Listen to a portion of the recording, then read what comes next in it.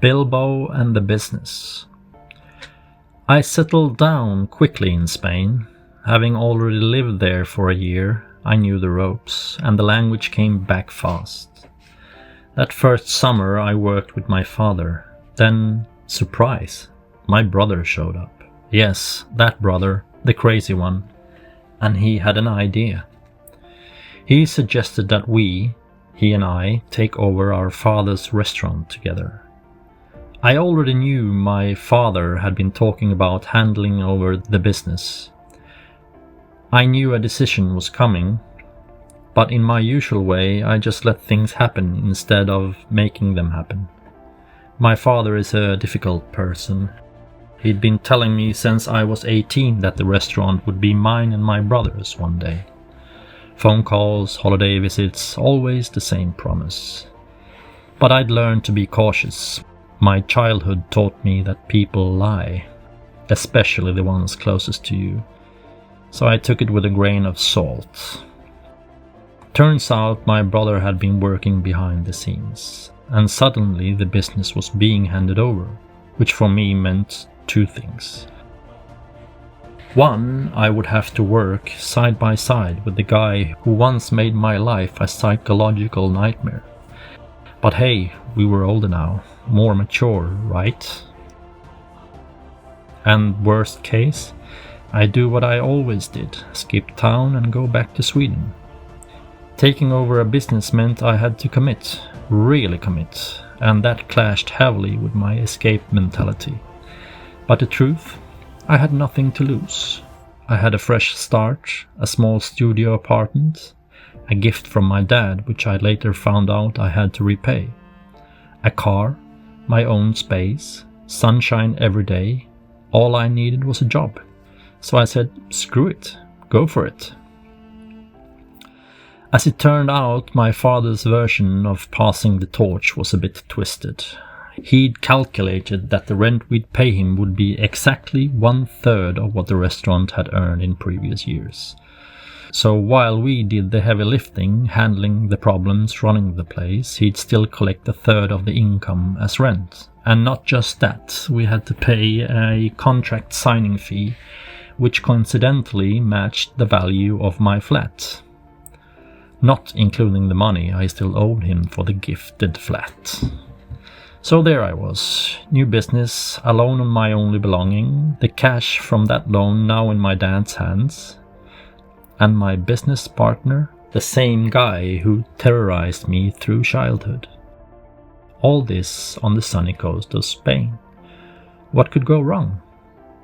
Not much, surprisingly. I quickly became immersed in massive amounts of work. The first year I clocked 12 to 16 hours a day, 7 days a week. Thursdays were my half days, 6 hours instead of 16. But I was young, I was strong, and all my old issues packed away, buried deep.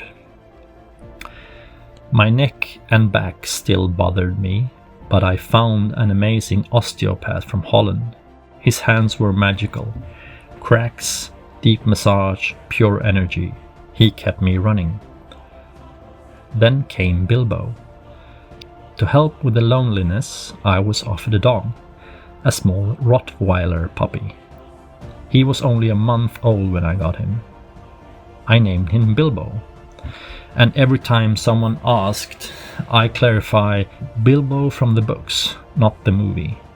Why that mattered to me, I don't know. Same character, but it felt important. Bilbo lived with me for 11 years. He was everything. Trained, calm, confident, menacing to look at, but the kindest soul you could imagine. To this day, 15 years after his passing, people who knew him still bring him up. They say he was incredible. And he was. He was medicine for broken souls. At the time, I didn't realize. I was one of those broken souls. Everything seemed fine. I was making money, enjoying the job, living in the sun, and I had the perfect companion by my side. What I didn't understand yet was that I wasn't healed, just busy. That Bilbo wasn't just a dog, He was the anchor keeping me afloat.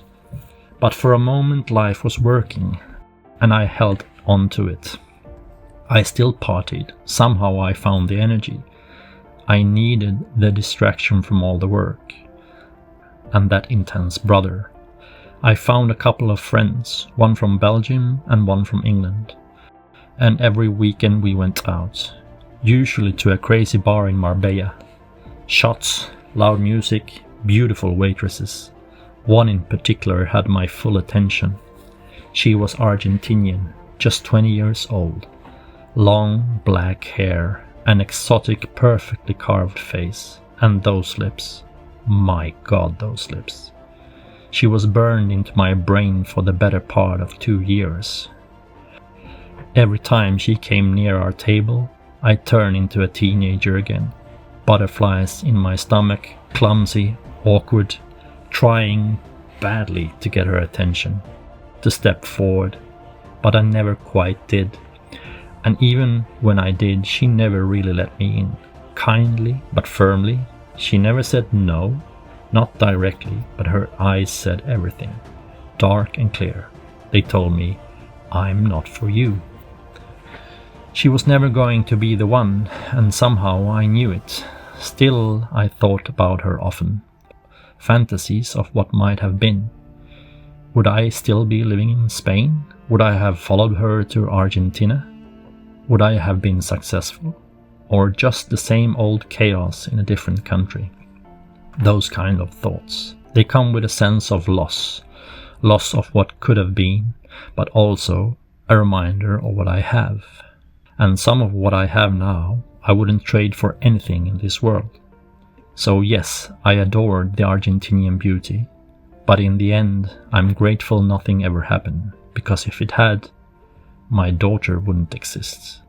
And that, needless to say, would not be a good thing.